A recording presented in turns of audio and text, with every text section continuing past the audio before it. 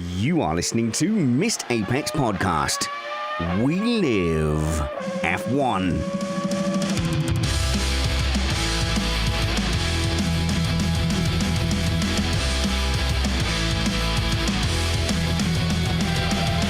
Welcome to Missed Apex Podcast. The title of today's show is That'll Do, Pig. That'll Do. That provided by El Tigre on Twitter. Hi, I'm your host, Richard Reddy, and welcome to the Las Vegas Grand Prix race review, the race that surprised the world. Well, me at least. Has it staked its claim to be the new F1 jewel in the crown, or is everyone getting a bit carried away? Well, we will be discussing that without doubt. This was a very fun race to watch, at the very least. Could Charles Leclerc have claimed a victory? Was this Verstappen's drive of the season? And did Mercedes blow a chance at double glory? And more in this flashy neon episode of Missed Apex Podcast. We are an independent podcast produced in the podcasting shed with the kind permission of our better halves. We aim to bring you a race review before your Monday morning commute. We might be wrong, but we're first. Now, today, more than ever, I'm going to have to rely on my panel to have been my eyes and ears and my stats, because I had a very weird experience today where I was watching it in a studio, doing a live watch-along, and I didn't have any race commentary, and I thought that was going to be a big miss, and I'm sure there's a lot of information that I missed, but these guys will all have picked that up. But it was very strange watching it, not having this constant feed of information and team radio, and it really surprised me that I enjoyed the race just as much, and I didn't actually miss the commentary as much as I thought that I would. And I think that's testament to how the race looked on TV and the amount of action that was going on. And there was a problem with the F1 live timing screen. So I was flying blind. So a completely different viewing experience for me. But let's see how our panel found it. Joined in America, offset on the East Coast, abandoned by Formula One to watch it at 1 or 2 in the morning. It's Matt Trumpets. Hello, Matt. Sleep is for the weak. Yeah, I mean, I wouldn't know. So I just haven't had any. The schedule has been so bonkers that you try and fit watching all the free practices in with like general family life. And I've actually got to the point now where I tried to sleep last night to get up at 2:30 to go into London. Body just wouldn't have it. Put my head down at 9 o'clock, woke up an hour later. Yeah, I was thinking I would get a nap in before today's show, but nope, not going to happen. Slept for about an hour and a half, got up, and have been at it ever since. And we have in the shed with us, we have got international iRacing streamer supreme. It's Scott Stuffy Tuffy. Hey, Scott. Hey, Spanners. I think at this going rate, I have more chance of getting a win from pole position than Charles Leclerc does himself. Now, to be fair, this is the least positions he's lost from pole for a long time. Yeah, he was very unfortunate today, and I'm sure we will touch on that very shortly. We definitely will. And someone who can't possibly understand what we've all been going through with our time zones from Australia, it's Jonathan Simon. Hey, Jono. Yeah, every race in Australia is at a reasonable time. I'm in holiday mode, Spanners, and I have to tell you, I have never enjoyed an F1 race this much all season. So let's unravel it. This is going to be a fun one. Yeah, definitely. Yeah, let's get on with reviewing the race. Okay, so there was a lot of horrendousness on the first practice session, and it has taken up a lot of bandwidth. So if we get to that, it will be, later in the awards. I'm sure it'll be someone's Missed Apex award. But to be honest, I've just had such a fun Sunday watching Formula One. I kind of want to focus on why it was good. So first of all, I'm assuming I'll look for nods that we all enjoyed that race. But possibly, who was talking to me about expectation management? Was that you, Stuffy? It was indeed. Yeah, I think there's probably going to be a lot of recency bias with this event because it was a good race. I think we all had very low expectations coming into it. No one was really overly excited when the track layout was announced a few years ago. And then, of course, the start of the way the event panned out at the start of the week. But yes, very pleasantly surprised with an enjoyable race. And who knows if we'll have another Vegas race. But there is plans to obviously have it for the next 10 years. And hopefully, if there is, every single one of them is like this, because we had surprisingly for a street track, a lot of wheel-to-wheel action. So I think a lot of the tracks that we had low expectations for this year have produced some good racing. So have we just gotten really good at expectation management, or is there something about these regs that gives us good wheel-to-wheel racing? And even in Singapore was quite an interesting race when it's normally, terrible. And then we haven't had that many duds. So I think Brazil felt like a dud because of the sprint weekend. But let's talk about what made this weekend and this race work. Jono. Okay, first off, despite the fact that every race this season I've watched, I go, what's the point of watching? Max Verstappen's going to win. For some reason today, I said, is Max Verstappen going to win? I wasn't sure. And that was part of what made it a little bit exciting. The no grip, the carnage, the overtaking. DRS worked really well at this track. It wasn't overpowered. It was actually they nailed it, in my opinion, from the start. It can never be perfect, but it was pretty good. There was a whole heap of factors that came in, but I think it was the battle for the win where you just weren't sure until those final laps, till that final safety car came out, who was actually going to take out the win. Because this season, there's 1 week left, Spanners. Hurry up. Let's get it over and done with. What, really? Well, I suppose you've got a bit of fatigue, I suppose. I have to admit, when my wife pointed out that there was a race next weekend as well, I went like, oh, that's the last one. And like normally you go, the F1 season, it's flown by. But it hasn't flown by at all. Well, there's 18 races have been won by the same driver, and I just kind of go, let's just move on to next season. Now, that could be, the grass isn't always greener. I have a feeling next season Red Bull's going to have an even better car, and they might win every single race, and it might just be Max Verstappen, but that's next season. This race was, like you said, I look at this layout initially, and like most fans did, and it was a very dull layout. It didn't look like something that was enjoyable to drive. The darkness kind of was a little bit weird too, but the race and the layout seemed to pay dividends at the end. So on the layout, I think the reason we instinctively looked at that and said, well, that's not very interesting, is it kind of lacks character from a layout point of view, and there's no standout corner on there where you go, oh wow, that's like Parabolica, or that's like the Suzuka S's, or there's nothing like that. But what they seem to have done, and let's give them credit and say they did this on purpose, was they really focused on like drag, overtaking zone, drag race, overtaking zone. So it kind of worked like a kart track almost, Matt. Yeah, well, I think it's important to acknowledge that they adjusted that DRS zone. They added 50 meters to it after what they saw on Friday. In the old days, they used to regularly tune the DRS zones. But as Jono said, they got it right. It was enough to pass if you had a faster car, but it wasn't enough for someone chasing you to just be immediately dropped. The other thing that made this track interesting is you had, I know you said they're no iconic, but like if I look at, was it turn 17? Like there were, or the one that Norris crashed on, the drivers were saying, yes, it's flat, but it was only barely flat. Like you were on edge every time you went through those sweeping corners. But the short corners, they kept to a minimum. The chicane bit actually really worked to give big braking zones and non-DRS opportunities for overtakes. And we don't often see that at other street circuits. And so I think to the extent they had any control over it, they made a good choice with the types of corners they included. Look, they'll come back here for sure, and they're going to race here. And what Matt just said about turn 17 when Norris crashed, the thing I don't want to see is, how these cars get easier to drive every year and faster and more downforce. I don't want that corner turning into what Eau Rouge has become now, and it's just flat out and it's barely a corner. That's what we wanted to see Eau Rouge like, back in the olden days. That's what it was kind of like. And Norris pretty much had an accident there on cold tires, cold track. So that's exactly what we need to.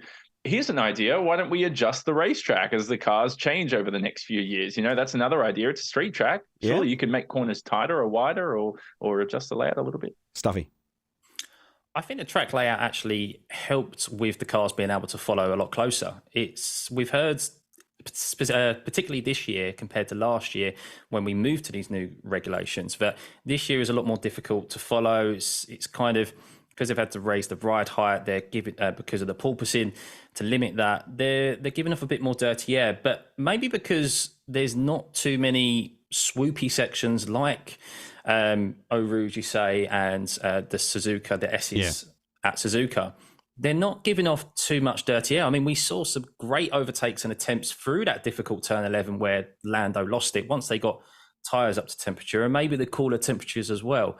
Just allowed them to keep the tyres in check for longer and just follow a lot closer, and that's why we got some good racing. Combined with, they very rarely get it right, but combined with the fact that they now did the DRS and we got them going side by side into corners at the end of straights rather than breezing past. So they were able to follow and they were on the edge of adhesion. So why was that? Well, there was less downforce. So they were able to... There was less downforce and they were able to follow?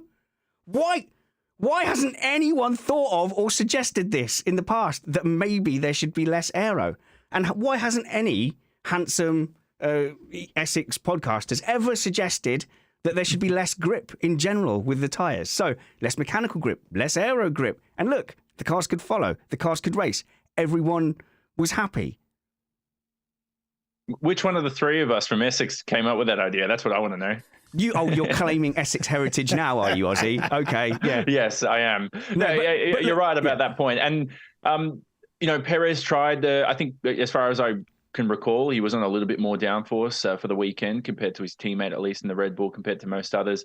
And it didn't help. And you're right, Spanners, this is a track where the low downforce does help, and it can help at other racetracks in the future. The thing is, though, it's, I don't think it was just layout that helped today. I think it was fresh track and track grip too. It was a fairly fresh layout. You had traffic running through this layout when F1 wasn't on. They had to reopen the roads a couple of times for people to get through. So that can also cause some issues to grip.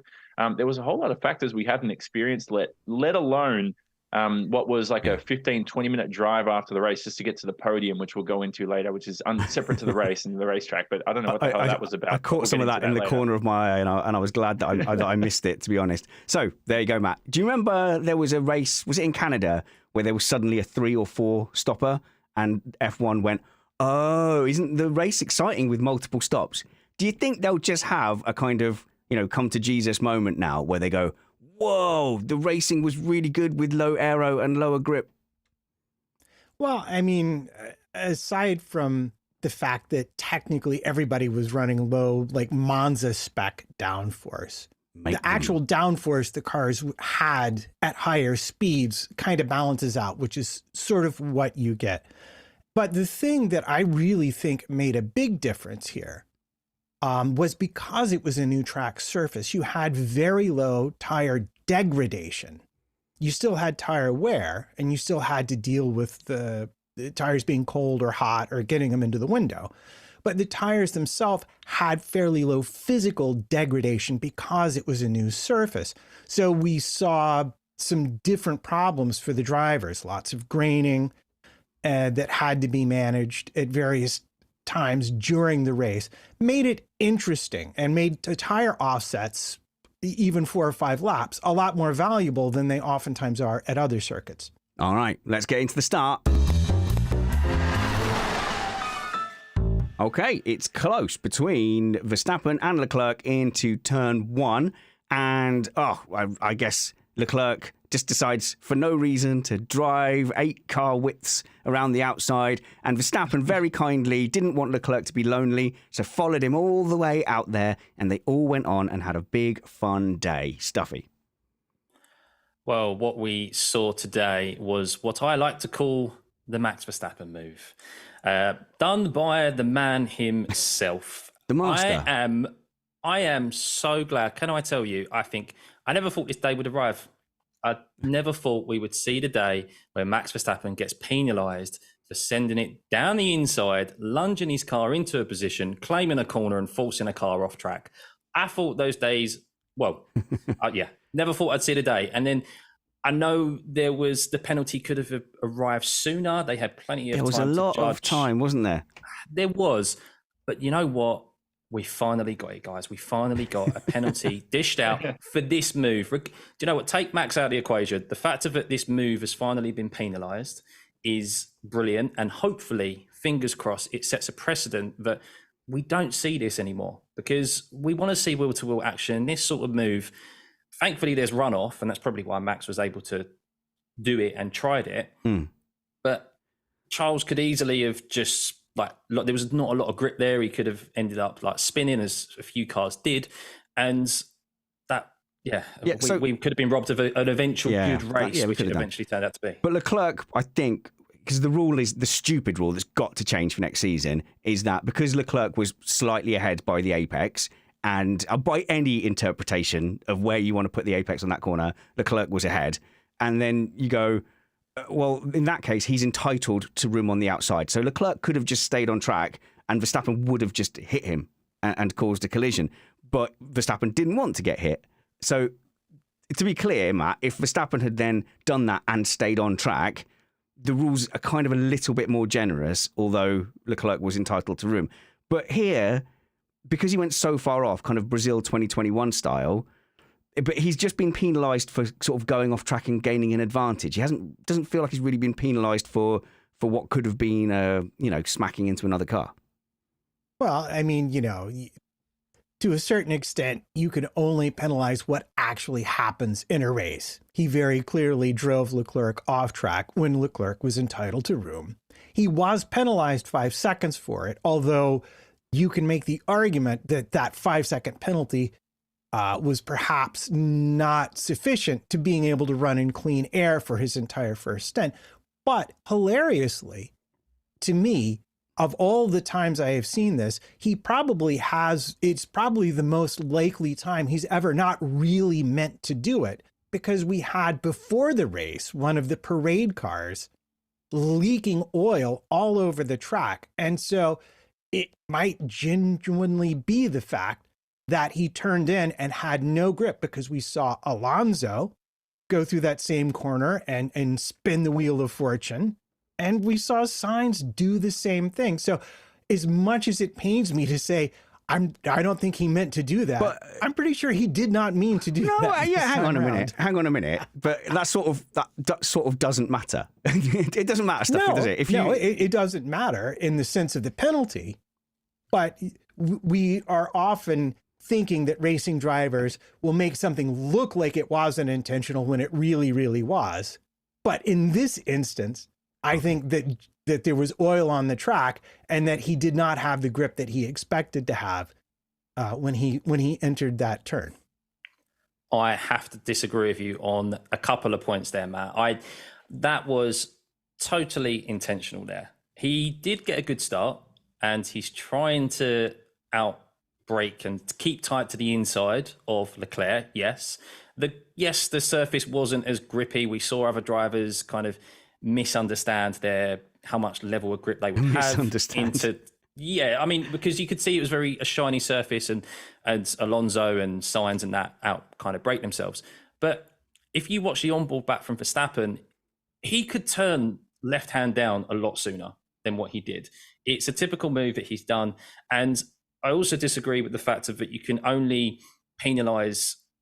See, I hate this interpretation of we didn't hit someone backed out.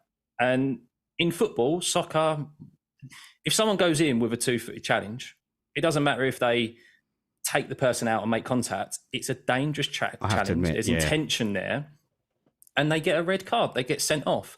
The same should be done for racing like this, where you can see the intention is that if the other driver didn't back out, there would be a crash. There should be a penalty. And today, it rightfully got applied. But it's harking back to like the glory days in the 80s and 90s it was such a feature that has been admired in F1, which is like with Senna, he would give you a choice. You either yield or you crash. And that has been glamorized all throughout racing as a virtue. And I've never really seen that as a virtue. I think it's like you should be then, you should have some responsibility as well, and it not just always be one person going yield or crash. Jono. Then there are situations, I totally agree with Stuffy, is like, I don't want to bring up Abu Dhabi 2021, but there are situations where, like that, just to compare it to this event, where if you do turn in, your season's over and it doesn't matter. Like, how do you now as a steward, you go, okay, if somebody dive bombs you and you're a smart guy and you don't turn in and you don't get a penalty. Yeah, you're right. Like in this situation, Verstappen, despite not making contact, it was a move where even if he didn't make the overtake, I still think he deserves like a reprimand or something. And it's not just Max Verstappen, it's any other driver in this situation. The only reason they didn't make contact is Charles Leclerc's a good driver who knows to leave space, because bad drivers wouldn't. We had this argument with Lance Stroll 2 years ago where he would literally crash into everybody that dive bombed him. So in the future, if Max, even if he stays behind Leclerc after turn 1, 2, and if it's any other driver on the grid that does this, if you're smart enough to avoid the contact, do the stewards go, oh, we'll let that go? Or do the stewards go, hey, that's a warning, that would have been an accident had the driver you're trying to overtake not been smart enough to turn out of it? So it's an interesting discussion, and it's one that has, I think the best example I can give is, like I said, Abu Dhabi 2021, where if you're Lewis Hamilton in that situation going for a championship, you can't have an accident. Yet this guy's like trying to cause 4 or 5 accidents. What do you do in that situation? Yeah, well, I just want to go back to, like, you can't penalize someone for causing a collision if no collision happens. Yeah, but you can do dangerous driving, Matt. Of course you can. You can't. Yeah, you can. I happily will yield you that point. But in this case, it's the first turn of the race. There was no collision. And he got not only a penalty in terms of time, he got penalty points on his license, I believe. Which okay. I know. Whatever. Okay. But my point would be that the advantage you gain from being in front outweighs might be greater than the 5-second penalty. So I think Leclerc complained about this, and I think he really does have a point, especially in the beginning of the race, about how these incidents should be correctly penalized, intentional or not. Last one, Scott. Yeah, I think the penalty was dished out too late. There was ample opportunity within that safety car period for them to switch positions. Yes, we ended up finding out that the cars could follow a lot easier at this track, but the drivers weren't particularly to know that early on in the race.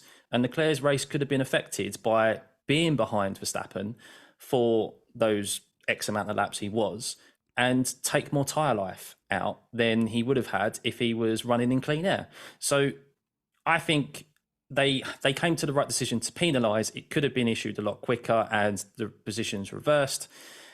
But yeah, it's nice to just see it penalised at the end of the day, and hopefully we don't see moves like this in the future.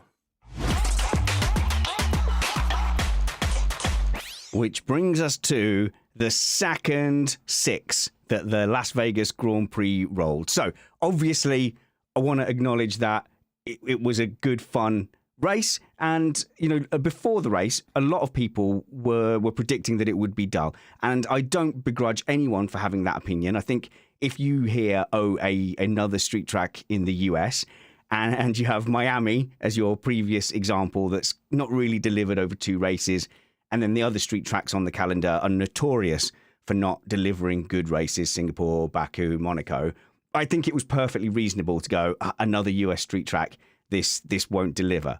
And I do, as much as I enjoyed the race and I'm happy to go good, I'm glad F1 in the US had an absolute, blinder of a race. I do feel they rolled 3 6s in a row. So the first one was that qualifying session where everything, ended up out of order. So you had 3 quick cars up at the top, but then you lost Carlos Sainz down to the bottom. You had a bad qualifying from, say, Alonso and Hamilton, and then you had a lot of cars out of position. So the beginning part of the race was a lot of cars unshuffling. There wasn't really an awful lot of racing for position. It was, if you take, say, the Williams being at the front as a very temporary situation, Gasly being at the front as a temporary situation, a lot of the unshuffling was fun to watch, but it was just that, not ultimately fighting for position. The second 6 that they rolled was the safety car caused by Lando Norris. So Lando Norris has a spin, and I owe Lance Stroll an apology because instantly, I don't know, I just saw a flash of green in the background as Norris went off. Stroll's done it again. But yeah, Lando Norris just lost it on his own. And and like you say, he was just on the edge of adhesion, and the rear just seemed to go on him, and he couldn't collect it up, and he went out. It's a challenging conditions to drive in, and he didn't quite manage to hold it. But that gave Las Vegas a big lifeline, because not only did it bring the cars back close together again, I know it's only near the start, but what it also did was it forced several drivers to come in and get repairs and put them out of sync. So what do you need for a F1 Grand Prix to be good and have lots of passing? Well, you need faster cars behind slower cars. And we got that from the qualifying. You need cars on different tyres. Well, we got that from the second safety car, and some people then, going onto the hard and getting an early stop in. And you need people on different tyre lives, which happened for the second safety car, the third roll of the dice. But with this one, Matt, it completely changed the way that the strategy was looking. So really, you had everyone on mediums. You had Hamilton and a couple of others on the hards, but it was looking like a basic one stop. But the Norris incident combined with some cars going off early and getting damaged, it threw everything on its head. And it was actually quite hard initially to go, what is the real true order of this race? Well, it was so let me approach it from this direction. The first safety car, the Norris safety car, saved Lance Stroll's race, saved Carlos Sainz's race, and it made Perez race a lot better because it did bunch up the cars. So Perez and Alonso and Bottas, all of whom were involved in that first turn, first lap incident, had already pitted and were back out. But this brought them back to the pack. Otherwise, it would have been a much more miserable kind of day for them. But for Stroll, who started on the hards, and for Sainz, who had that spin and was at the back, it essentially gave them a free pit stop. So from lap 3, basically Stroll and Sainz both ran a hard stint, and they stopped again at the second safety car. So it really wound up.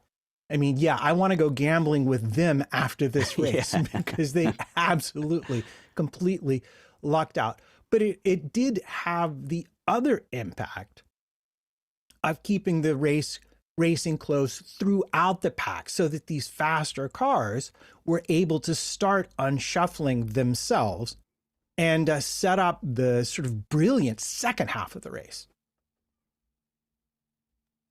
And the best part about it was, as much as that second safety car helped a lot of drivers out there, I don't think it helped Charles Leclerc at all. If anything, I think it might have cost him the race because he had a significant advantage going into that second safety car, helped by the fact that Max Verstappen had the 5-second penalty, which I know we talked about it earlier, but I actually think kind of hurt Max because then he had to take it during a live pit stop and was stuck behind traffic too, ended up falling behind Russell, who so Verstappen was essentially third in the race at that point. And so I think Leclerc at one point was 10 seconds ahead, was he not, at the second safety car? I might have been getting that wrong. He was at least 5 seconds ahead or so, and that could have been the difference at the checkered flag. Yeah, so that second safety car, actually, let's get that one out of the way. So Lando Norris caused the first safety car. It wasn't Lance Stroll. Lance Stroll had quite a good day. The second one was the debris, wasn't it, from the contact between Russell and Verstappen, which Verstappen ends up benefiting from. But we do have to ask a question. Whose fault is it? So George Russell ends up being penalised for that. So is there anyone who thinks that was not the correct decision and thinks that Verstappen was more to blame? Matt. Okay. Oh, wow. I think you're on your own, Matt, but make the case. Oh, no, here we go. I was joking earlier. I'm going to give this the old college try. And if I wanted to try and lay any blame on Max, it would be the following. Why on earth were you making that late of a move when you had 2 kilometers of straightaway and DRS to get it done afterwards? On a notoriously draggy car. Russell clearly had no idea that move was coming by the way he drove. Or I don't know, maybe he did and just missed. If you come for the king, you better not miss. Maybe he just missed a little bit. But yeah, it's undeniable. If you want to talk about what really cost Leclerc the win, it would be George Russell hitting Max Verstappen and bringing out that safety car. Yeah, I think it's hard to actually lay any blame on Max Verstappen in reality because the move was on and he could get more than alongside, so he was more than entitled to room at the apex, and Russell just didn't give it to him. And he actually made the apex, not like turn 1, lap 1, where he forced Leclerc off the track. Like, it was a great move from Verstappen at that point. Can I just also, and I don't mean to put George Russell down because I think he's a terrific driver, and I'm not trying to turn this into a political statement. But how are you a Formula One driver in 2023 and you don't see when someone makes a move on you at any corner, at any track on the calendar? Well, stuffy.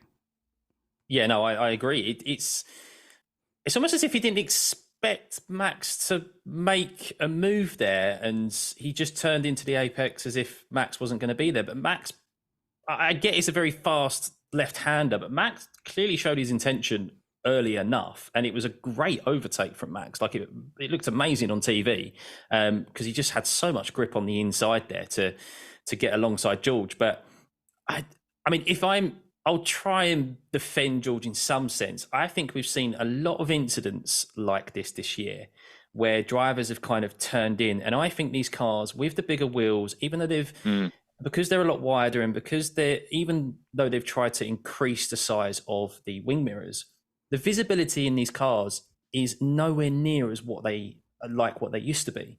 And I think we've seen a lot more of these types of incidents this year because of how wide the cars are and the lack of visibility that they have. So in that sense, that's one defense of George. But on the other, I mean, you surely should have known and at least heard another F1 car alongside you at that point. Like it wasn't like Max had sent it. He was alongside for quite a period under braking into that corner. So I actually just got a slightly different read on that, which is I think Russell eventually and in time knew that there was a move occurring. So he might not have been expecting it in the first place, but I think he knew that the move was occurring and he just tried to hold it around the outside. Now, as we saw with like Piastri and Hamilton, it's very hard to defend that the further the corner goes on. So the wider you go and the more room you leave on the inside, you very quickly, like on a Skeletric track, because you're having to cover more distance, you get left behind very quickly. So I thought he thought he could get it tight enough, leave just enough room that he could get a good launch down the straight, and he just got it wrong. Can we do Piastri Hamilton as a whose fault is it? Are we allowed to do that as well? Since we're here. Whose fault is it? Okay, so yeah, definitely George Russell. The only thing with that was, with the George Russell one, was that on the first time of watching, it really did look like Verstappen had just gone 11s is in and just gone and punted up the inside of Russell. So we're all there going, rabble, rabble, rabble, rabble, especially as, you know, whatever. Sometimes we're accused of being Mercedes fans. Can't believe it. Always so insulted. But on the replay, it's clear that Russell turns in. I think the only Mercedes fan not here is Scott, because he's got, I can't see whose helmet he's got in the background there, but it ain't a Mercedes. Oh wait, it is. It is a Mercedes driver. Anyway, I honestly think racing incident's a good call. I watched the onboard of Hamilton and Piastri, and they each could have done something a little bit better in that situation. Yeah, okay. So no, are we still talking about that incident? Yeah, no. So Hamilton, Piastri. Okay, so you're calling racing incident, which is disgusting, because the whole point of this game is that we assign blame.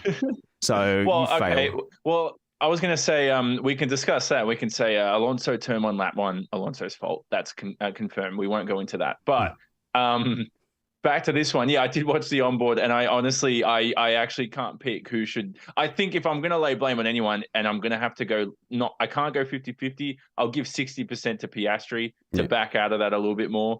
But it was a racing incident, and I think Piastri could have definitely just backed that up. Okay, Scott, it wasn't a racing incident. Jono's talking garbage. So surely Piastri just has to give that one up.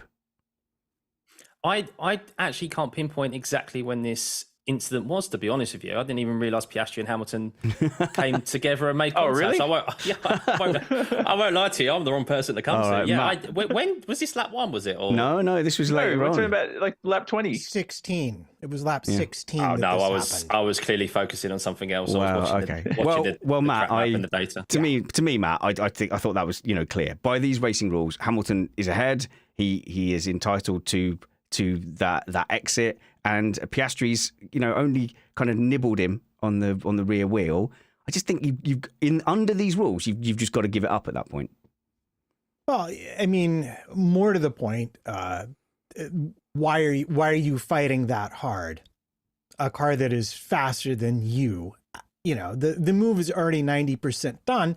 Like look, if you're in the last 2 or 3 laps, I would understand it a bit more. But really what I want to talk about here, just briefly, is the impact that had on Hamilton's race. Because Piastri pitted straight away, It actually destroyed both of their races because Piastri pitted and it was too soon to go to a medium tire. So he had to put on the hard. So he still had it. Now he was committed to a 2-stop strategy. And for Lewis, that timing of that pit stop meant the same thing. He was completely out of sync when the safety car came out later. He was on for potentially a podium till that happened. Yep. Jono, were you trying to get in there? Yeah. I mean, first off, was the Mercedes faster than McLaren? Yeah. I'd say by a little bit, but it wasn't obvious at that point. They had traveled together. Remember, the McLarens had a poor qualifying performance.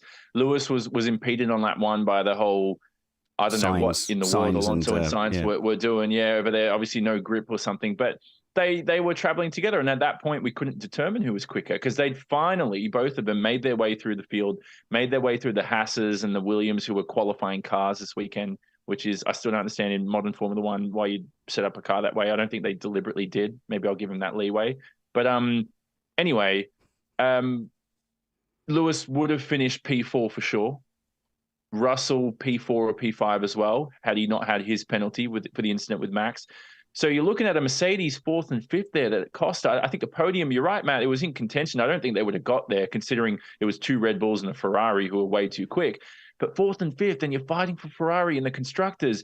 Wow, you missed out on some big points, those 2 Mercedes. They finished 7th and 8th. We'll have a little bit of a deeper look. I didn't mean to tangent to Mercedes. I had a plan and I want to stick to it. I want to go to that battle for the top 3. And if you are enjoying this content, perhaps you would like to become a patron and support us at patreon.com/missedapex. We are one of the very few Formula One podcasts that keep producing content and getting interesting guests on and interesting subjects all throughout the winter. And we're only able to do that and commit that time because we are supported by our patrons. So if you want to support independent podcasting, I think we're the most downloaded host-owned independent podcast in Formula One, and it really is down to you guys. So thank you very much to our patrons. And if you want to join them, patreon.com/missedapex. The link is in the show notes below, and you'll come and join us in our Slack forum. You'll do our stupid, skippable Friday patron-only podcasts that we do before the race, non-canon, so you don't have to listen to them, but they are waffle and garbage. And what else? Oh, and no ads, ever. Yeah, and where else can you hear me argue with a lawyer about what the placement of a comma in a sentence means for minutes at a time? There we go. Patreon.com/missedapex. We thank you for your support.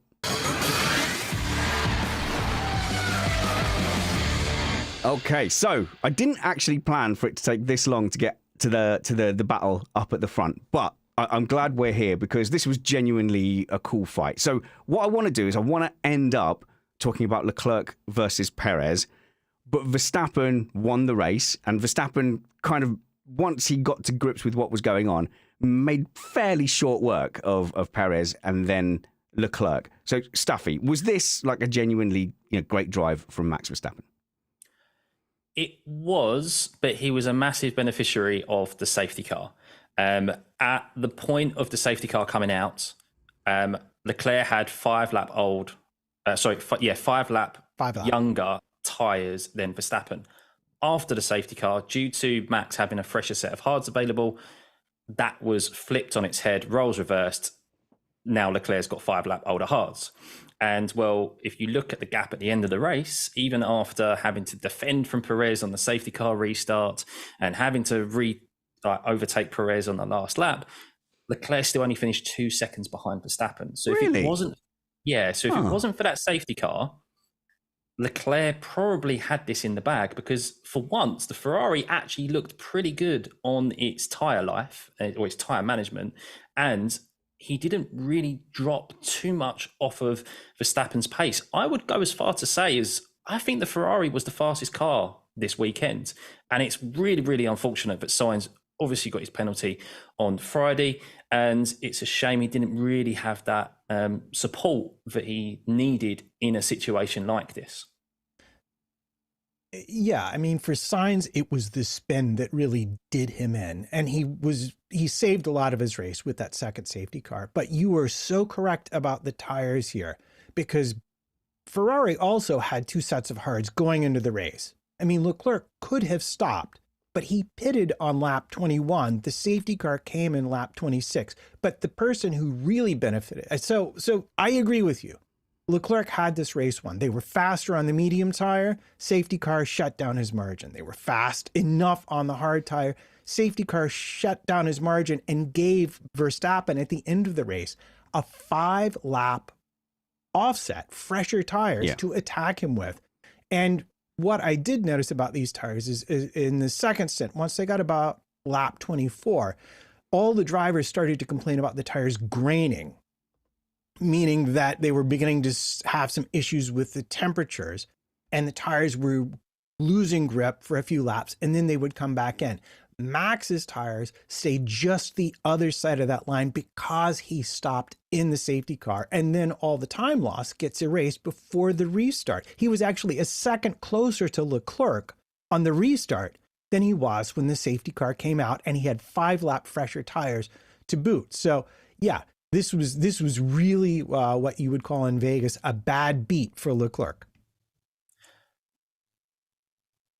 Just to add to that point there with having signs, the real killer here that, as you mentioned, Matt, Leclerc did have a second set of hard tyres.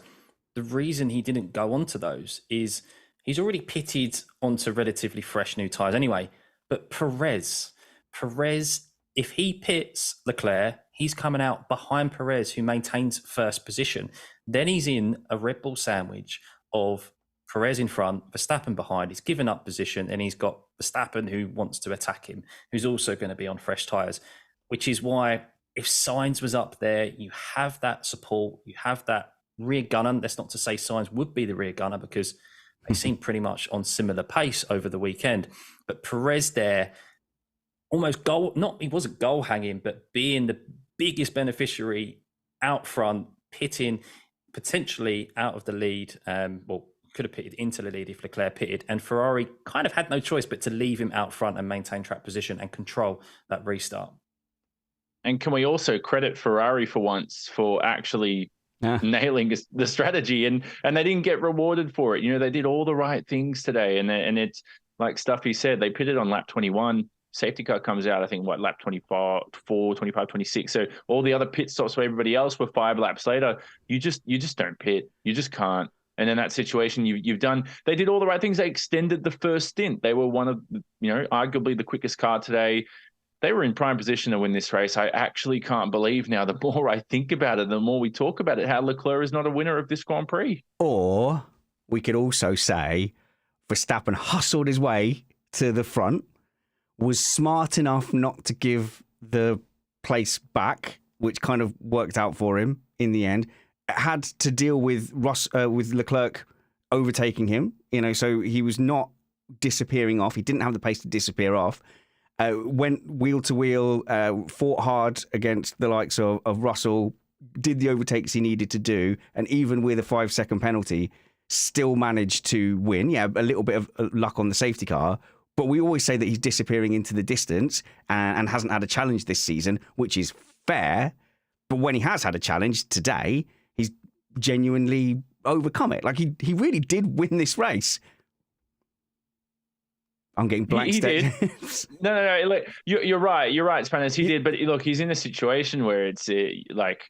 Yeah, you're trying to make it out to be like a default, like he won by default, which I don't think is close to fair. No. And I think you raise a good point. Let's give you that in the fact that he did earn this win. And if it's Sergio Perez, he doesn't. Sergio Perez got overtaken on the last lap, let alone win the race in the best car in F1 history. I can't believe I keep saying it this year. But I think that's all there is to say on that. Max Verstappen, Spanners, well done. No. He earned this win. You're right. Don't only ever agree with me the time I'm bigging up Max. Sorry, Stuffy, you had a small point there. Yeah, I mean, just wanted to add to that point that, Max did win, but he was very fortunate, I think, from the safety car with that 5-lap difference flipping on its head, because Leclerc didn't lose Max entirely. The gap kind of stayed consistent, and we had Perez behind him to worry about, who had DRS, and Leclerc, without that extra 5 laps, was unable to just kind of close that gap enough to Max. So I think if if it was roles reversed, I think Ferrari definitely had the car underneath him today, and especially in Leclerc's hands, could have taken it to Max, because he even closed him down at the end of the first stint. And as Jono said, extended that stint. So the Ferrari looked very good today on tyres, which you never, I mean, how often have we said that in the last 3, 4, 5 years? But yes, and then he made a brilliant move on Sergio Perez at the end of the last lap, which I'm sure you want us to. Yes, I'm talking about Verstappen first, though. You all keep moving on to the next things, Matt. Yeah, well, I will agree with everything you said, but I will still stand by my assertion that without that second safety car, I don't think Max wins this race. I think Leclerc does. And that doesn't take away from the job that Max did in the slightest, in my opinion. But it was he and Perez both were very, very lucky with the timing of that, because everybody who extended their stint and didn't stop had a bit more struggles at the end. Just one small thing is, for some reason, though, in F1 history, Max Verstappen included, back to our previous, Lewis Hamilton included, drivers who are just great find ways to scrap out wins and win races like these. Regardless, and Matt's right, he won because of the safety car. Yes, Leclerc would have won had it not been for the safety car, but he put himself in a position to luck out. You know, if there was a safety car like that, Perez did not put himself in a position to luck out. He got overtaken on the final lap. Horrific. Hamilton didn't put himself in the position to luck out because of qualifying and getting tangled up. Russell didn't put himself in the position to luck out because he turned in on Verstappen and ruined his own race. Moving on. No, but I'm saying there's lots and lots of people who had loads of potential to do better and didn't. And yeah, Verstappen, with all the luck ridden, didn't really put a wheel wrong, apart from the foul, which he got punished for. Well, we can easily spend as I can sit here and be this controversial Twitter TikToker and just come up with like fake opinions and shit. But we can bleep that out, Steve. But basically, they we're not. You're right. You know, at this point, you're right. We do need to acknowledge Max Verstappen's dominance in a good car, and I think he did a good job today. All right, let's go on to the battle, which I think is slightly more interesting: Leclerc versus Perez. And this was a genuinely good and balanced fight there as well, Stuffy. Yes, and I will just say, I don't think Max Verstappen would not cover the inside on a last lap into a very tight chicane at the end of a DRS. Go on then, start with that then, because it was such an incredible move by Leclerc, I think. I mean, I think anyone with a brain, it's easy to say when you're in a seat at home compared to a seat that's going 200 miles an hour down the Vegas Strip. But Stuffy, surely when we talk here as if sim racing is exactly the same as being in a Formula One car, and we do not apologise. So what you've done is the same as what Leclerc just did. Okay, but surely Perez can see that it's last lap. He's got DRS. Leclerc is going to go for it. Surely you're going to see he's going to go for it. He's already done it once. He's already overtaken you in the same way, and he had to open up his steering going into that. With how tight that last corner is, turn 15, into that very tight chicane, it doesn't even matter if Leclerc gets alongside you or even ahead of you into that chicane. You're pretty much going to be on the front foot on the exit of that chicane if you just park it on the inside.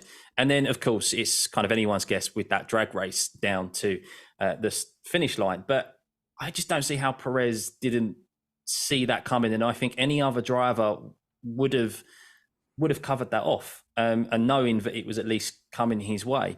But it was a great fight nonetheless to see Leclerc and Perez go at it for quite some time. One thing we don't see very often that we saw there, Matt, is cars passing and then having the opportunity to come back. Yeah, well, I wanted to get to this. One thing that really impressed me about Leclerc today at this track was his ability on the brakes into those big braking zones. Because to my memory, that was not the only time he used that to get round someone when he was fighting with them. But I will slightly defend Perez here. In that, as you point out, the problem with that chicane, slightly defend him. The problem with that chicane is that you have a monster essentially straight after it all the way to the finish line. And making Leclerc pass him under braking into a slow zone is perhaps more demanding than covering that off and then being at a disadvantage on my exit and just a sitting duck down that next long straight. I mean, it's not a great choice for either of them. He could have maybe shaded to the inside more and then popped out to take the racing line, which is a move we often see. But fully covering off the inside there just would have left him wide open on exit. And I think Leclerc had him no matter what at that point. I think it brought back shades of Interlagos, didn't it? A couple of weeks ago. I was about to say, yeah. Yeah, Sergio Perez is basically like, I don't want to go through that again. I'm going to take a normal line through here and I'm not going to get slipstream. And there weren't many moves going into turn one. The straight's not that long to the checkered flag. So if I'm Perez, I think you could have gotten away with it. You know, you could have got away with defending the inside. The other thing I noticed with that corner too is what made for great racing was the person who took the tighter inside line seemed to always get the better exit. And I don't know, I've not done a track walk. Obviously, I wasn't at Vegas. I don't think any of us are rich enough to spend $1 million on a 3-day ticket. Oh, wait, excuse me, 2-day ticket because there was no action Friday. But you get a free T-shirt if you were there for free. Yeah, I know. A free $200 voucher to spend at the merchandise store, which would buy you nothing anyway because the merchandise is overpriced now in F1. But the corner and I think the camber and the angles are yeah, I don't know if anybody else noticed that, but I certainly seem to pick it up. And that's something I think a lot of drivers realize throughout the race that, oh, I can take the inside line through here. And not be penalised as much. But as a Perez fan, it's just disappointing to go, right, he had that epic battle against Alonso where he spent, 10 laps trying to get past, gets past, and then gets retaken at the next opportunity. So basically fails to attack for multiple laps, finally pulls it off, fails to defend. And it kind of had this, here, where once Verstappen got past him, he was gone. That's not a surprise. The second Verstappen got past Perez, that thing comes up. Okay, work as a team, guys. Go, wait a minute. You could have said that 2 laps ago. But here again, like he manages to put enough pressure on Leclerc to get Leclerc to lock up. So don't forget, there was whilst we're praising Leclerc, there was that mistake that probably shows how on the edge he was, and then Leclerc is able to ultimately get him back.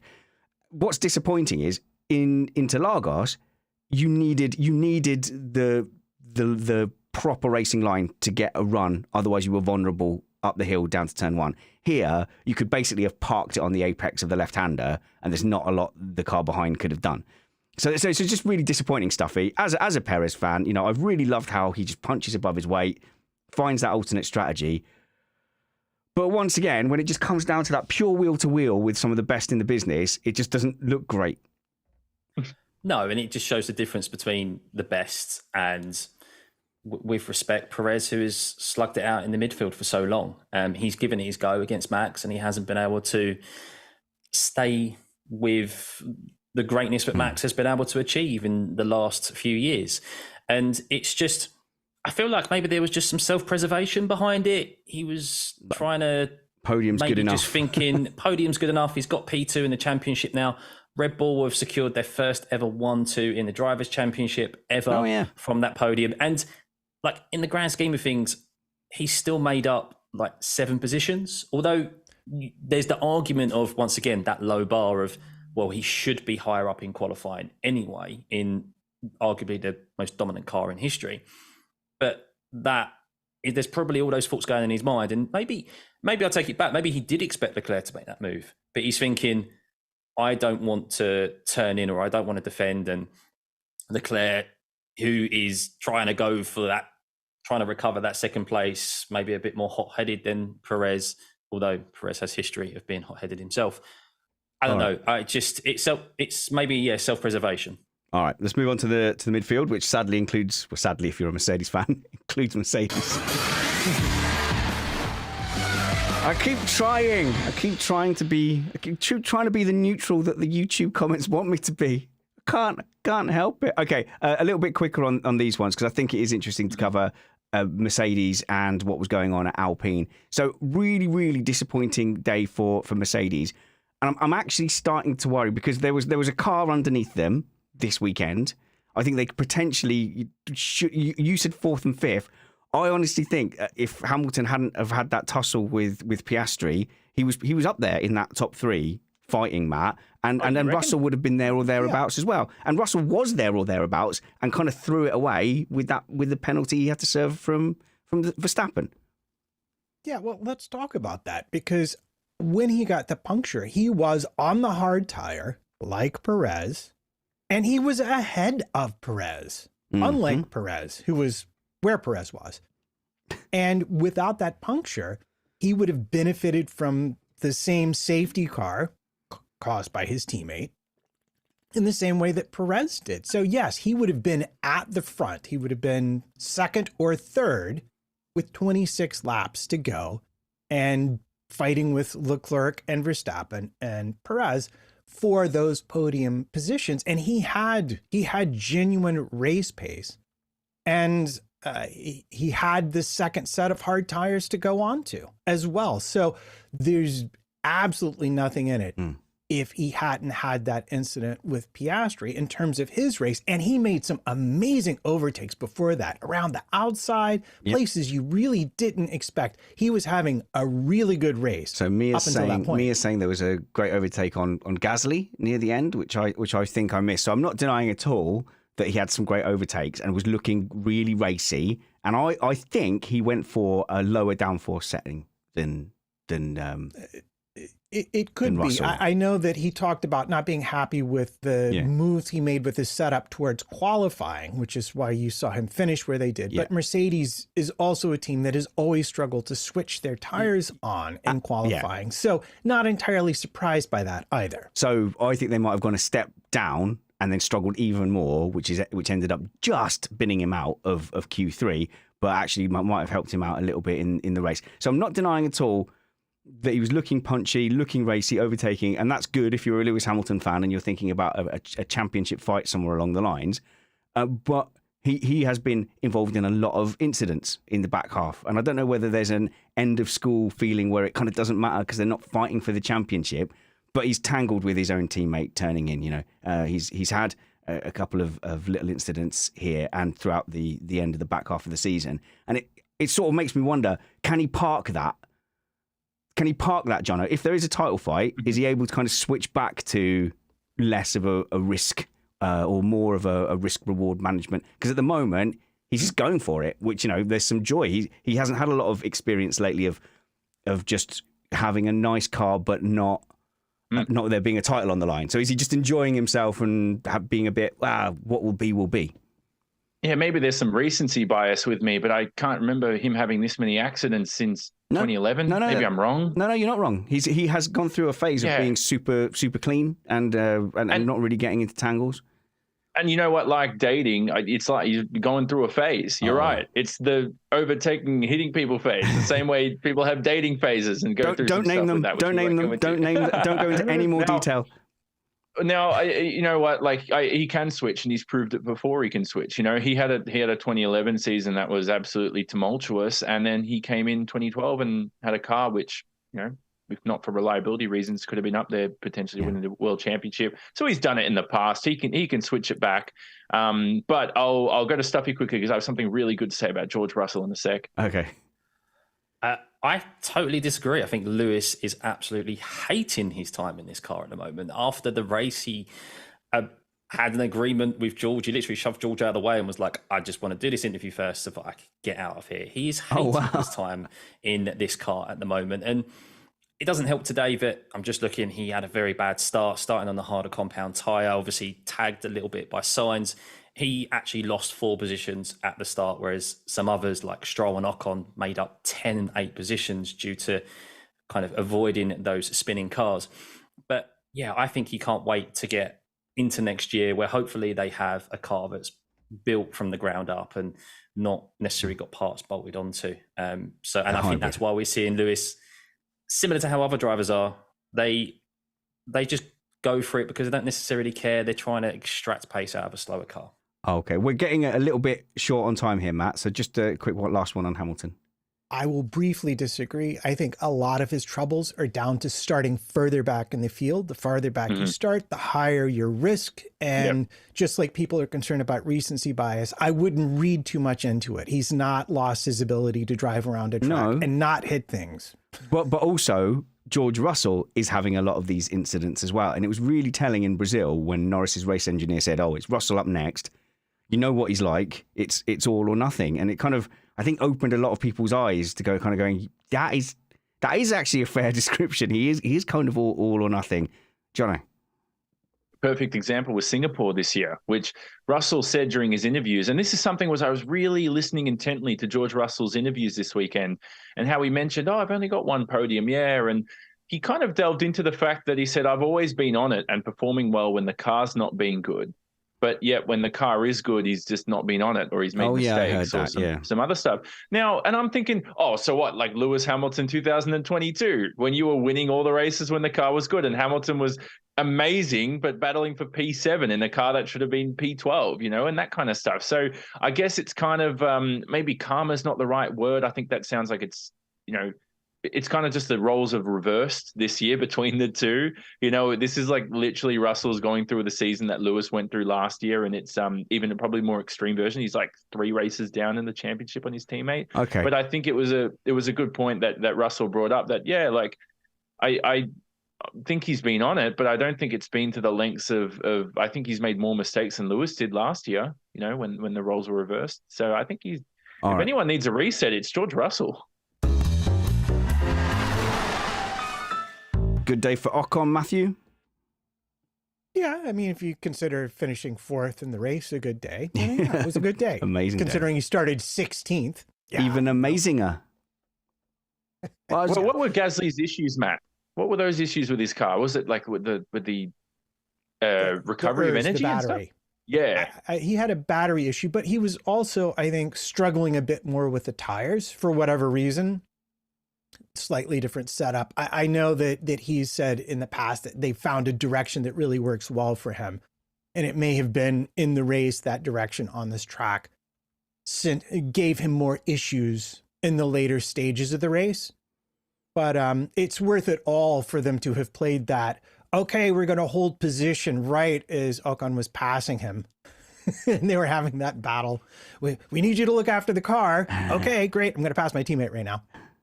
Sorry, can I jump in quickly? I think Ocon said, I only heard the word position because I was making the move or something. And I'm like, we'll take his word for it.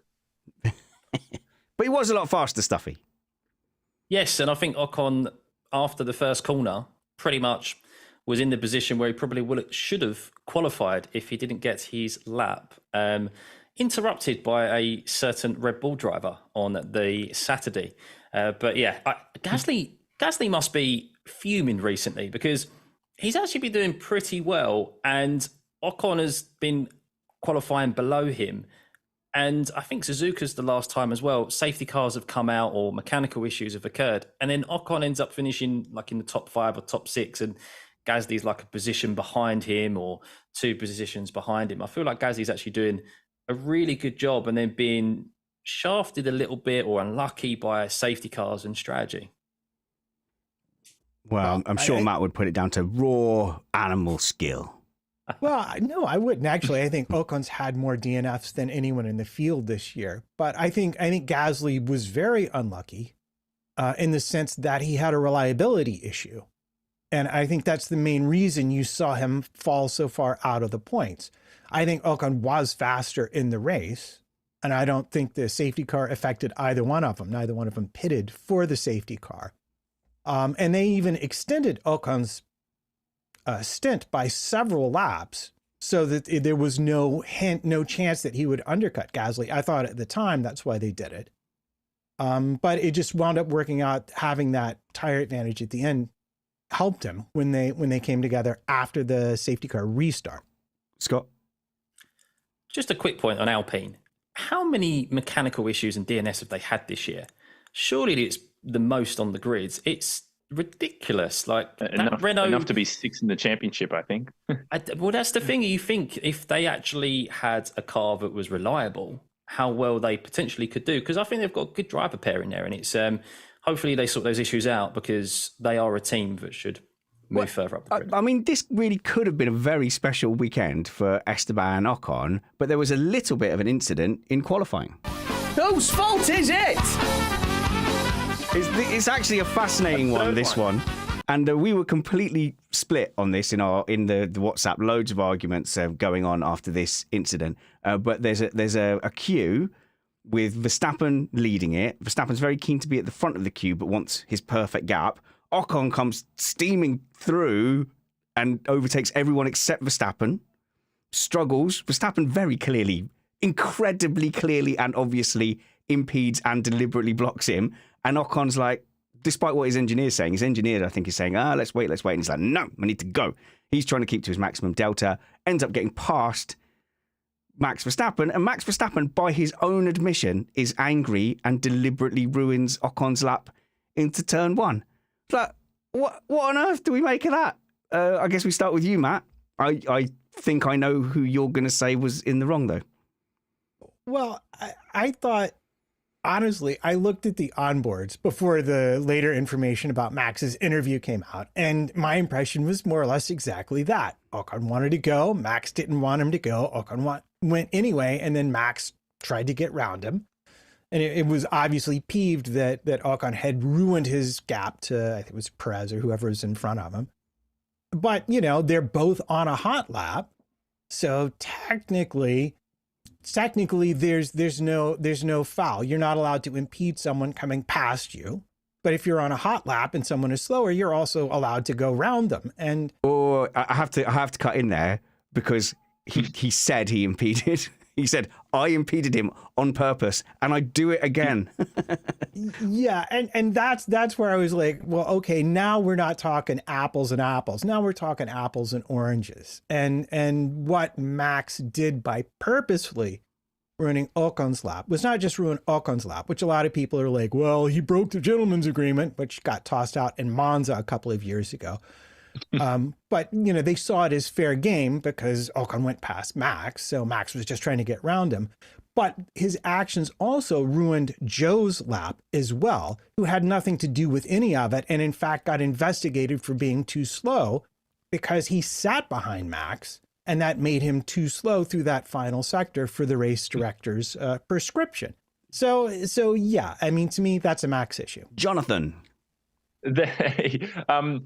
I'm actually surprised he didn't get investigated after the interview because he did exploit the rules. He didn't do anything wrong. They're both on hot laps. And that's one thing I love about Max is that he really sets the tone and he goes, hey, don't mess with me. And he does this stuff. And he's good with that kind of stuff. He plays the dog element of the human world, and the F1 world. But the other thing quickly, Spanners, is then you go and say that in the interview. And I've heard drivers before get penalties in interviews for lying, going back to Australia 2009, if anyone remembers, when Lewis Hamilton was disqualified. Your interviews can be used against you in the steward's room. So he needs to be careful in the future. Okay, hang on, though. When Verstappen just goes and overtakes everybody because they're too slow after the pit lane exit in Interlagos, that's like, yeah, good, he's getting on with it.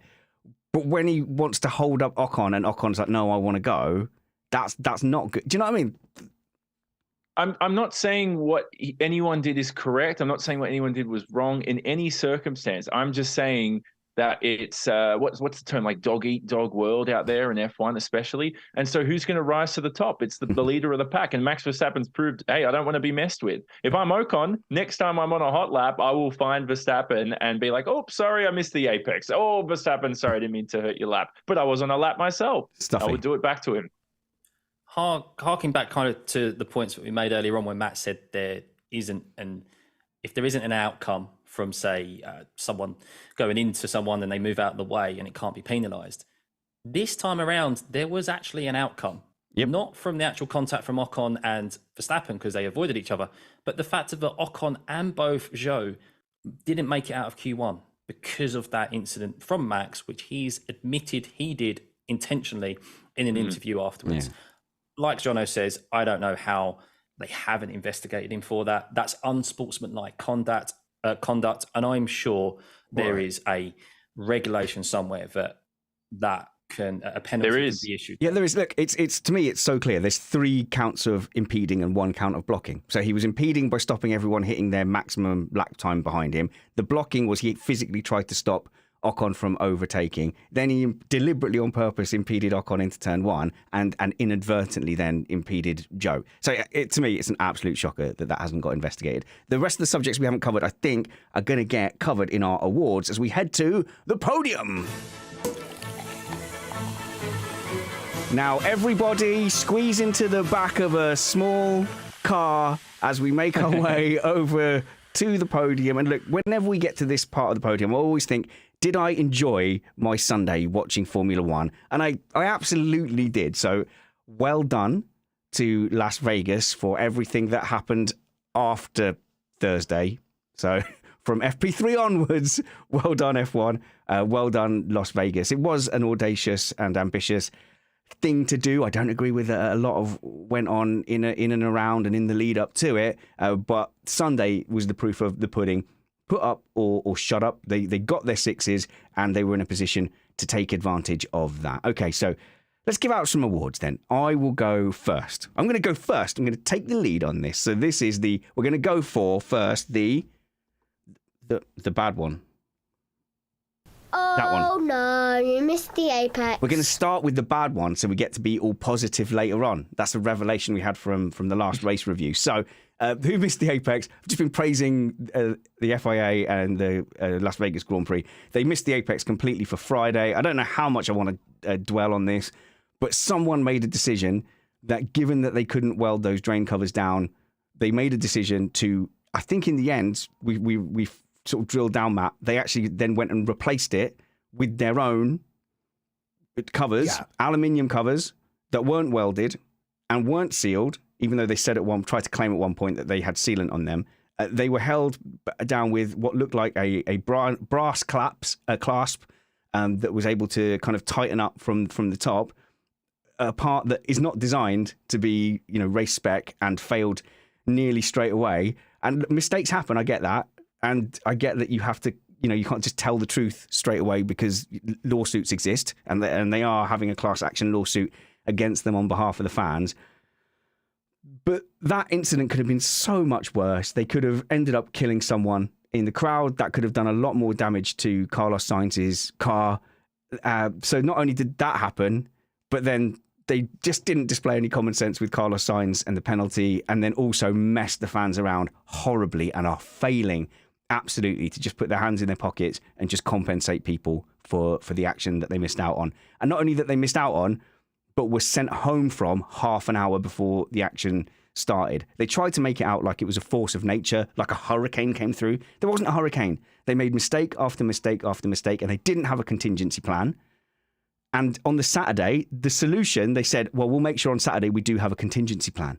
Yeah, should have had that on Friday as well. So they've got to miss the apex for that whole debacle on Thursday, Friday. They should have read Ross Brawn's total competition book or whatever, which he talks about for about 400 pages about contingency plans. I don't know what he's doing these days. I don't even know if he's still in motorsport somewhere. Or Let him rest. I don't know. Let him rest. Yeah. He's fishing. All right. I don't think we need to. He likes to fish. Yeah. I mean, that topic has taken up so much bandwidth. Just scroll my Twitter feed. I was irked. Okay. Let's go with you then, Scott. Scott, who missed the apex for you? It kind of relates to Thursday, but Toto Wolff. Yeah. His rants in support of just F1 and the event itself after all the criticisms. This was just after Free Practice 1 was cancelled because of the valve manhole issue with Carlos Sainz. And it was just odd. It was odd and bizarre, and it was like it was business Toto talking. And getting very defensive. And he even had a go at Fred Vasseur as well, who understandably was not very happy. No. And even said to him, well, if this was your car, there's no way that you'd be defending this right now, this negligence of the organisers because of rushing safety procedures, because they wanted the opening ceremony on the track. And it was just, I don't know, should I say out of character for him, or maybe it was true colours of Toto? It was definitely business Toto, because at the end of the day, Mercedes F1 is a brand still. He is the business owner, or a very large stakeholder, and Vegas needs to go ahead. It needs to be a success for Mercedes to earn money. So did we get a glimpse of of work of 9 to 5 Toto and not camera chatting away to Johnny Herbert Toto? I think we did. I think we got an insight into maybe what Toto is like against in the design office, who decided to create the W13 and 14. Yeah, I'm a huge Toto Wolff fan, but yeah, kicking off at that journalist for asking what seemed to the world was a fair question, and you're not alone, Scott. A lot of people who are Mercedes fans who love Toto Wolff went, what was that? What was that? I guess they've put a lot of work into it, and it would be nice if it could just be brushed off as just, because that's what he said. You go, oh, it's just a drain cover. It happened. You go, no, it's not that. There's definitely more to it, and we'll never find out the full story because they're never going to come out and say, yeah, Derek in the drain cover department told us that the brass thing would hold. Okay. So let's go for Jono. Jono, who missed the apex for you? So I was going to say, I'm glad you used an American name of Derek of all names, because it probably was a Derek or a Billy Bob. Yeah, but I don't even know where that. I don't know why that name suddenly just popped into my head. I just plucked it at random. Who missed the apex for me? I'm sure that Matt is going to talk about the 20-minute drive to the podium. If not, that's got to be mine. But I will let Matt maybe delve into his a little bit later. Mine's going to be, I'm going to take some lighthearted ones because I know there's a lot of negative that came out of this weekend. First of all, Pierre Gasly's golf swing on the Wednesday that almost killed people in the crowd was one of the worst golf swings I've ever seen. Now, you're talking to somebody here. Now, I suck at any sport that involves a stick and a ball. So I would have done the same thing. But don't play golf if that's what you do, if you're going to put people at danger. And the second one was, now I watched the opening ceremony thinking, oh, we're going to get some driver interviews or something. So I kept tapping the 10-second fast forward on YouTube, and then it finished. And I was like, oh, wait a sec. I just like honestly was tapping for about 5 minutes. And I think I might sound like I'm joking here, but I'm not. I sat there for 5 minutes tapping away. And all I remember seeing was some oversized like Latino rapper and some like some construction uniform. And then I just kept tapping. And then after that, I'm like, oh, it just finished. So I don't know. It was one of the most bizarre things I've ever seen. And I watched it on fast forward, which made it even funnier. Matt, who missed the apex for you? Yeah, well, I now I'm tempted to say that, yes, I do agree with Jono, because poor old Gasly got a case of the shanks awful bad in that live golf event. And it was painful to watch. I felt real sympathy for him because there's no place worse to have that happen. Oh, no. Than on TV in front of a whole bunch of people. I was about to say, well, we're all bad golfers here, so we can relate, but Scott's really good at golf, so we can't. Yeah, well. But no, fine. I will take your suggestion and go with the completely bizarre car ride to the Bellagio, which paid who knows how much for that kind of advertising. I will say there were some positives. I think if you take 3 drivers fighting that hard in most races and force them into a closed environment where they have nothing to do but talk to each other, you could get some very interesting results. But we didn't this time. And the whole rest of it was just a waste of time and it felt weird because there were no fans. The team wasn't there. It was just this isolated place for the interview. And then they drove them back and then they had the regular podium. So is that what they did? I missed all of that. Is that what they did? They drove, they drove somewhere else for the interview and then came back. With they drove back. Idea was that? That's worse than the drain cover thing. It's equal. I think that's equal. Sorry, Scott. Yeah, that was ridiculous. I just wanted to make an honorary mention to the regulations of there not being any regulation in place for the force majeure thing where Carlos Sainz and Ferrari had to take a 10-place grid come penalty. On, they could have said it was force majeure if they wanted to. Well, that was their argument, is that there's no regulation with air quotes that allows. So what did he get? That to happen. A 10-place grid drop, 10-place penalty, and a £1.4 million bill apparently to Ferrari. Okay. But what? It was engine, gearbox, battery. The cockpit blew out. Apparently, it damaged his seat. Apparently, you could see the floor through the cockpit. Yeah, apparently, Sainz said he was fortunate enough that nothing made contact with him. Yeah, that's saying it could have been so much worse, and this is why for then the FIA or for Liberty to be issuing statements going, it's no big deal. It was just it was a super big deal.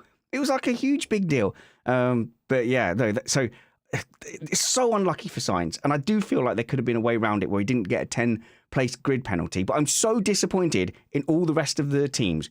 Like, what is a thing that comes with a 10-place grid penalty? Like something like, could they like all replace a battery or a part of an engine unit that they didn't need to, but they replace it anyway? Like, I was waiting for the I am Spartacus moment where Latifi, why do I keep saying Latifi? Where Sargent steps forward and says like, I need to change my battery. And then Hamilton goes, I also need to change my battery. And then one by one, they all change their battery and get a 10-place grid penalty to show solidarity to Carlos Sainz. But they didn't. The gits. All right, cool. Let's do the good thing award. And on a positive thing of the weekend. Okay, so let's start with Matt Trumpets. Matt, you are at MattPT55 on Twitter. And Matt is the person responsible for making sure all the links you need are in the show notes. So thank you, Matt, to making sure that everybody can go into the show notes and zap, zap, zap, become a patron. Right, do this, become a patron, and you won't get charged till the end of the month. Go on the $5 tier, listen to the fun patron-only skippable non-canon show that we did yesterday, and you probably won't forget to cancel it. So everybody wins. You'll remember. Don't even worry. You'll remember to cancel it by the end of the month.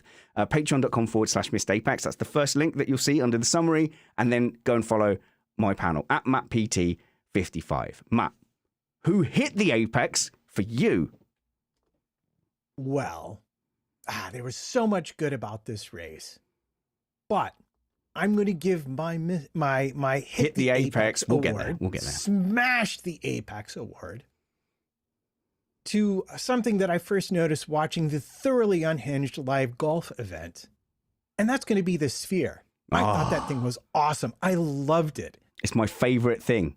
Isn't it amazing? Yeah. And it was so cool during the race because that was like the one feature of Las Vegas you actually got to see even when you were like doing the onboard cameras. They do the shots, right? And you'd be trying to watch the car, and the car would be getting lower and lower in the shot until it's right at the bottom, you know, like where a news ticker would be. And they had to do that to zoom out to get the Sphere in. And you're like, oh, I'm supposed to be looking at the Sphere, not the car. But it's brilliant. There was so much on there, and all throughout the race, it was changing all throughout the race. And yeah, a real feature. Like if they installed that on Colchester High Street, I'd be up for that. I would allow that next to the town hall, just into the Dutch Quarter. I think let's get on that. In Essex would be nice. It'd be stolen if it was in Essex by now. That's what we've learned through this podcast. Okay, mean even if true. Okay, so Stuffy, you are a streamer and you stream when your cat allows you iRacing and stuff. So go and watch. You get to look at the bottom half of Stuffy's face while he does iRacing in VR. Not anymore. I upgraded you're on from screens, VR aren't you? to a big ultra wide curved monitor. So unbelievable. It's a lot more comfortable these days. Yeah, that's right. You're using the money maker, the old face there, and you're going, no, I needed more Scotty FaceTime. My hit the apex of the weekend was Sassy Max. Yeah, I loved Sassy Max this weekend. He was on top form off the track. He just basically did not care, did not give a beep, because see, Jono, he just gave it to Liberty Media, saying before the weekend it was 99% show and 1% race. I'm not about that. So much so he pretty much had every journalist and every pundit going, I don't agree with that. I think that's poor from Max. And Max just didn't back down. He just continued. He slandered the sprints again. He compared the track he compared Monaco as Champions League and the Vegas track as National League, which is like Sunday weekend team football league if you're outside of the UK. It was great to see. And it's probably the one man that Liberty Media so badly wants to just promote and say good things about F1, and he's just going against the grain, and I love it.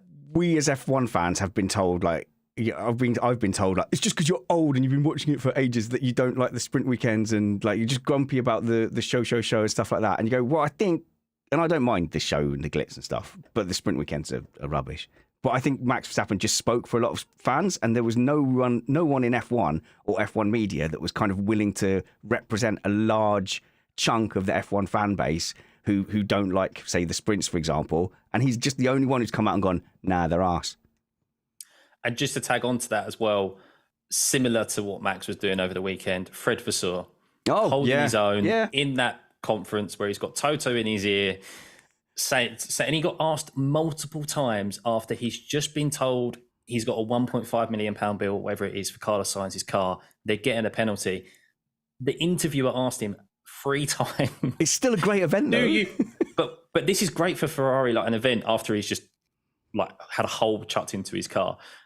What do you think about the event? It's great. What does this mean for Ferrari? And Fred's like, I think you're asking the wrong person. Yeah, my car's just been ripped in half. Like, stop. Just leave him alone. That was awful. All right, go and follow Stuffy. His links will be in the show notes below. Follow him on Twitter and watch his. Even if you're not into iRacing, just tune in. It's like ASMR for this. Just watching a guy doing an intense thing that in a super chilled way is why I love your stream. He's super chilled until his cat turns his computer off or something like that. All right, and we've got Australian man. Hello, Australian man. We were until Jono joins Scott's races and takes him out. That's what's going to happen next. You'd have to under one of those. You'd have to. My fake name will be Spanners Ready. That's what it will be. Oh no. Who missed the apex? Hit the apex. Who hit the apex? Yeah, we're everything positive. This is a tough one because the Max one was mine. My second one is not as exciting, but it was I don't know, for some reason I consumed Sky's coverage this weekend, and I for some reason really enjoyed Ted Kravitz this weekend. I thought he was great, glorious. Yeah, and I think Ted's great. Most weekends he is awkward as they can be, but he is great, and today I was like, I really enjoyed watching The Notebook. It was one of my favorite parts of the weekend. So that was great. I'll give it to Ted. Why not? He needs some love. You could also give it to Stroll for proving today he's a better driver than Alonso. Do you know what? Or you could have let it get to my thing of the weekend, and my thing of the weekend was going to be Lance Stroll, but you've just stolen that. Thanks a lot, Matt. So, follow Jono. His beard or his drive? Follow Jono, Johnny S8 on Twitter, but the link will be in the show notes below. Yeah, but Lance Stroll has actually, this is the evil universe Lance Stroll, because he's got that full, thick, evil goatee going on. But look, whether he got sliced up with a safety car or not, and whether he should have qualified higher than 19th or wherever he started, still ended up in 5th place. So, that's a quality drive. Rode the luck and took advantage of it. So well done to Lance Stroll, and I guess Williams for briefly looking like it was going to be that glorious F1 weekend for them. I know I always say don't get too hyped up or too excited by Williams doing well in the practice sessions or even qualifying well, because it's about the race. But even a part of me, Matt, was uncynical, thinking they might get some big points today. Well, I don't think they were that far off it. I know we're sort of at the end of the show, but they got hung out to dry because they didn't have a second set of hard tires to go on to when that safety car happened. They both, I think Sargent was 35 laps on the hard tire, Albon was 33, and their car is not the best on the tires. If they'd been able to take advantage of that safety car, they could have both wound up in the points, but was not to be. Excellent. And make sure you follow me by following @SpannersReady and follow the links in the show notes below, and consider being a patron. But if you can't do that, I would ask that you just tell a couple of people that Missed Apex podcast is where you like to hang out on a Sunday, or the show that you like to listen to on your Monday morning commute. You have been our greatest advertising partner over the last 8 years. So if you tell people that Missed Apex podcast is worth subscribing to, then they'll probably believe you over me. There's going to be some midweek content in some form, but we'll see you again live for the season finale in Abu Dhabi. I believe we're going to be streaming at 8 p.m. as normal next Sunday. But until we see you next, work hard, be kind, and have fun. This was Missed Apex Podcast.